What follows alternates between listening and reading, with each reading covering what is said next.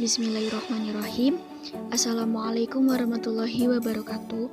Perkenalkan, nama saya Dwi Erika Putri Saryosa, NIM 3319039, perwakilan dari kelompok 3 yang beranggotakan yang pertama ada Muhammad Nafi, NIM 3319016, dan Muhammad Syafiq Ni'amul Maula, NIM 3319025. Dalam video kali ini, saya akan mencoba menjelaskan mengenai behavioral therapy. Apa sih yang disebut behavioral therapy? Behavioral therapy atau sering disebut dengan perilaku terapi adalah pengobatan yang bertujuan untuk mengubah perilaku negatif yang dapat membahayakan pasien serta menangani pikiran dan perasaan yang dapat menyebabkan perilaku yang membahayakan diri sendiri. Terapi ini dapat menangani semua jenis perilaku, mulai dari perilaku yang dipelajari sampai perilaku akibat pengaruh dari lingkungan sekitar. Kemudian, adapun tokoh dari behavioral therapy, yang pertama ada John B. Watson. Beliau merupakan pendiri pendekatan psikologi yang dikenal dengan behaviorisme klasik. Beliau berpendapat bahwa konsep belajar ialah memperbanyak refleks yang dibawa sejak lahir melalui conditioning. Kemudian yang kedua ada Ivan Petrovich Pavlov. Beliau adalah seorang psikologi dari Rusia yang mengembangkan prosedur untuk mempelajari perilaku dan prinsip pembelajaran yang sangat mempengaruhi bidang psikologi. Pavlov melakukan riset penting terhadap proses yang dikenal sebagai pengondisian klasik. Kemudian yang ketiga ada Hartford B. F. Skinner, merupakan psikolog yang terkenal dari Amerika. Skinner melakukan penelitian pada binatang.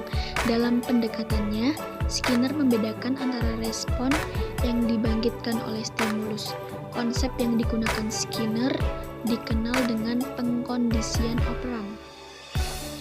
Kemudian yang keempat ada Albert Bandura.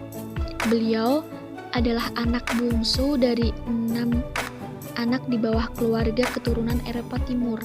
Selama SD dan SMA ia bersekolah di sekolah yang kekurangan guru dan sumber daya.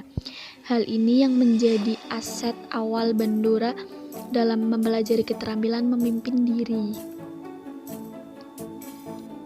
Teori yang dihasilkan ialah sosial kognitif teori yang menyatakan manusia dapat mengatur diri sendiri, dapat mempengaruhi tingkah laku dengan mengatur lingkungan, dapat menciptakan dukungan positif, dan dapat melihat konsekuensi bagi tingkah laku sendiri.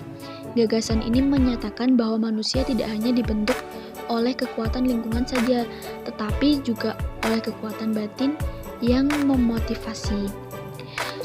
Kemudian, adapun tujuan dan peran terapis behavioral therapy yaitu untuk mencapai kehidupan tanpa mengalami perilaku simptomik, yaitu kehidupan tanpa mengalami kesulitan atau hambatan perilaku yang dapat ketidakpuasan dalam jangka panjang atau mengalami konflik dengan kehidupan sosial. Terapi behavior terfokus pada perubahan target perilaku yang dapat didefinisikan secara jelas dan akurat. Kemudian, adapun teknik-teknik yang ada pada behavioral therapy itu ada banyak banget. Di situ sudah disebutkan dari 1 sampai 19. Yang pertama ada penguatan positif. Penguatan positif itu yaitu memberikan penguatan yang menyenangkan setelah tingkah laku yang diinginkan ditampilkan, yang bertujuan agar tingkah laku yang diinginkan cenderung akan diulang, meningkat akan menetap di masa yang akan datang. Yang kedua ada kartu berharga. Teknik ini bertujuan untuk mengembangkan perilaku adaptif melalui pemberian reinforcement melalui dengan token.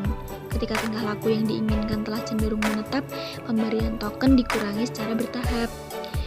Kemudian ada desensititasi sistematis, digunakan untuk menghapus rasa cemas dan tingkah laku yang diperkuat secara negatif, dengan disertakan pemunculan tingkah laku yang hendak dihapus.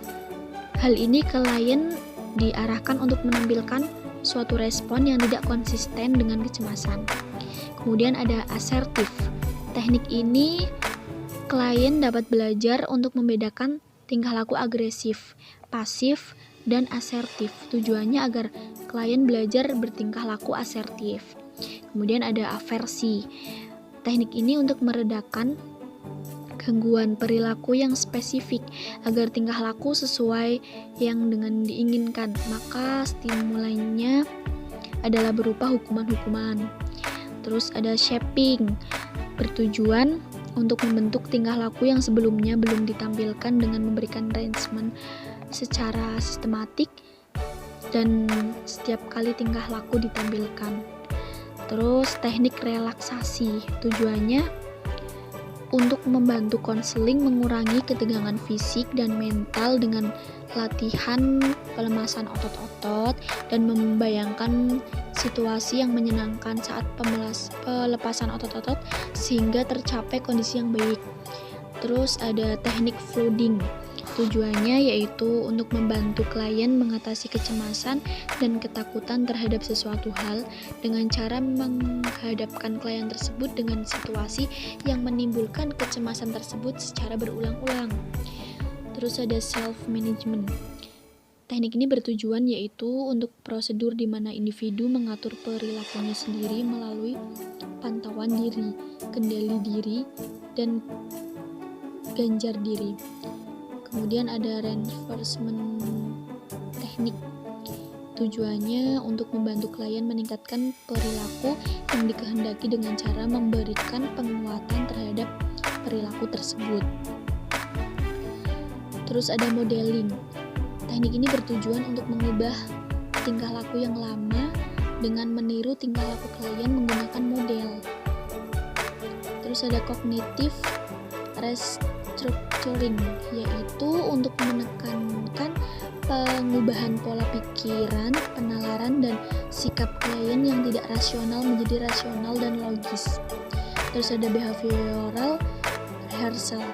Tujuannya agar klien belajar keterampilan antar pribadi yang efektif atau perilaku yang layak. Terus ada kontrak. Tujuannya yaitu untuk mengatur kondisi sehingga klien menampilkan tingkah laku yang diinginkan berdasarkan kontrak akan konseling dan konselor. Terus ada pekerjaan rumah. Tujuannya untuk memberikan tugas atau aktivitas yang dirancang agar dilakukan konseling seperti mencoba perilaku baru, meniru perilaku tertentu, atau membaca bahan bacaan yang relevan dengan masalah yang dihadapinya.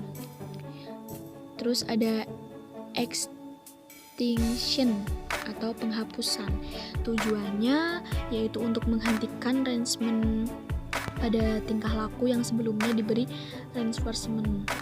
Terus ada punishment, hukuman, merupakan intervensi operant conditioning yang digunakan konselor untuk mengurangi tingkah laku yang tidak diinginkan. Terus ada satiation atau penjenuhan, yaitu membuat diri jenuh terhadap suatu tingkah laku sehingga tidak lagi bersedia melakukannya. Terus yang terakhir ada time out, bertujuan untuk menyisihkan peluang individu untuk mendapatkan penguatan positif. Mungkin itu saja dari kami, kurang lebihnya mohon maaf. Billahi taufiq wal hidayah. Wassalamualaikum warahmatullahi wabarakatuh.